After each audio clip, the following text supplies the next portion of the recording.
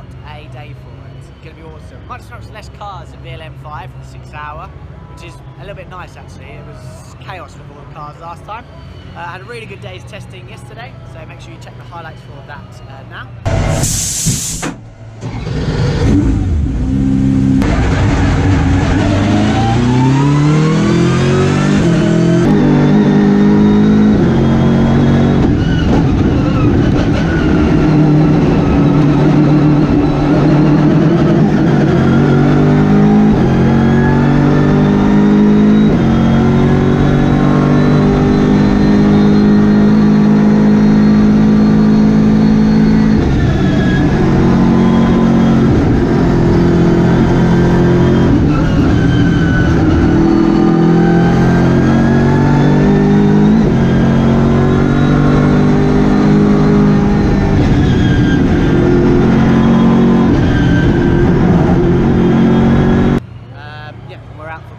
In about half an hour now.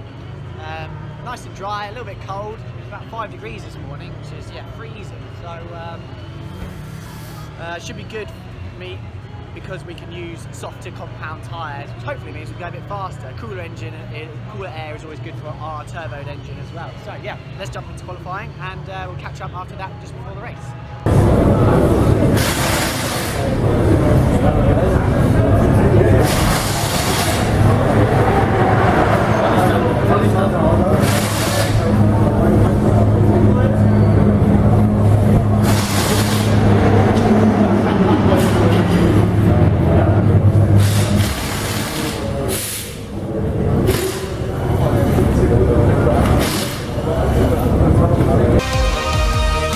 Ich möchte eins sagen, in dem Walkenhorst BMW Pittard, alter Vater, der ist mal richtig flott unterwegs. Ja, guck mal, neue Bestzeit. Neuer Spitzenreiter, es ist die Startnummer 36.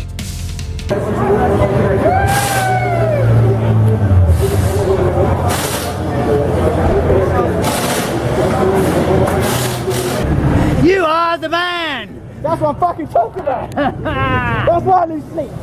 Shit like that! Brilliant!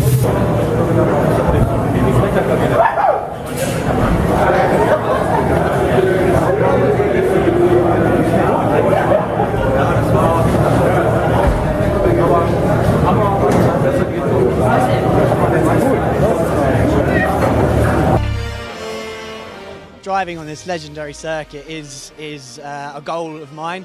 To drive it in such a weapon of car, the Walkenhorst Total BMW M6 is even better. And then to put it on pole as well, you saw, I was absolutely over the moon.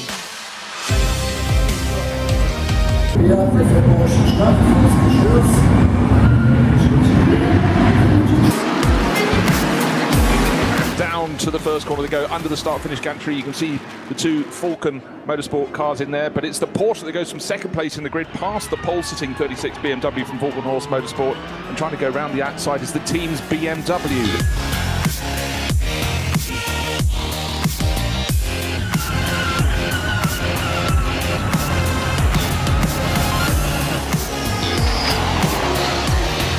Heading now towards the end of the lap, and it will be then the Falcon Motorsport Porsche to lead the first lap.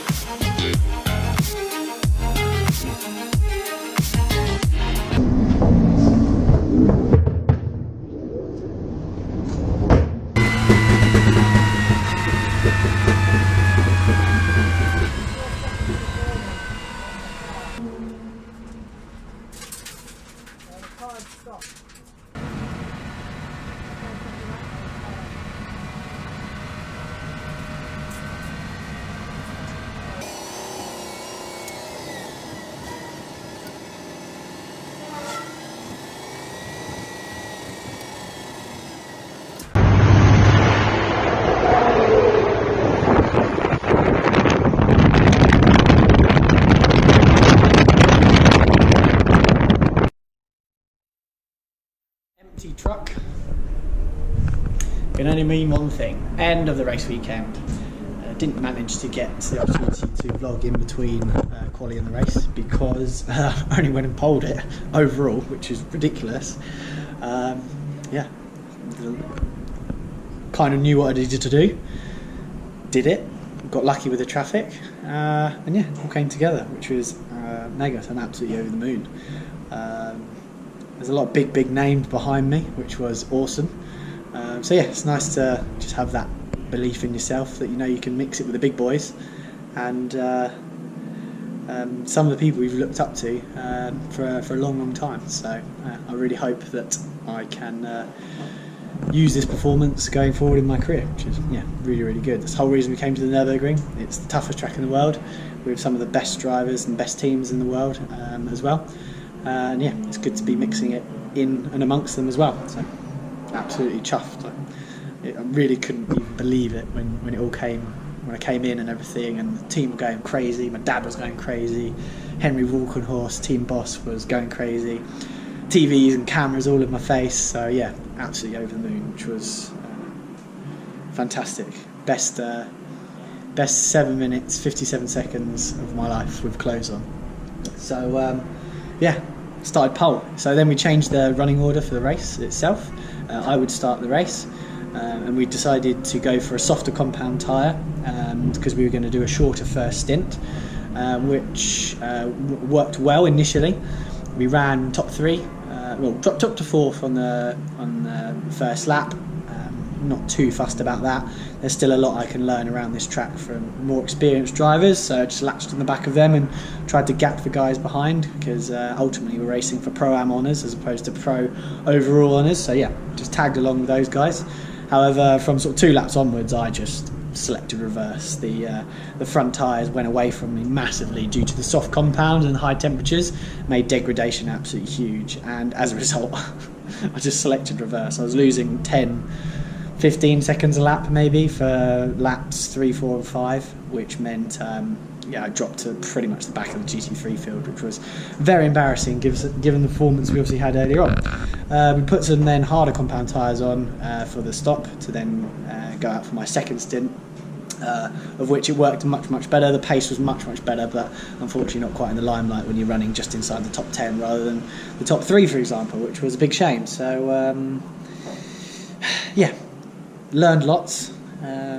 Back to reality with a bit of a bump during the race. Then we had an electrical issue or ignition issue or something like that, because on my in lap for my second stint the car died and stopped. So yeah, that put the end to the race as well. So I feel very sorry for Andreas and Rudy, especially Andreas, because he's had 2 laps with no laps in it whatsoever, so he'll be absolutely itching to get back out in the race tomorrow, next time out, for example. So yeah, speak of the devil, here he is.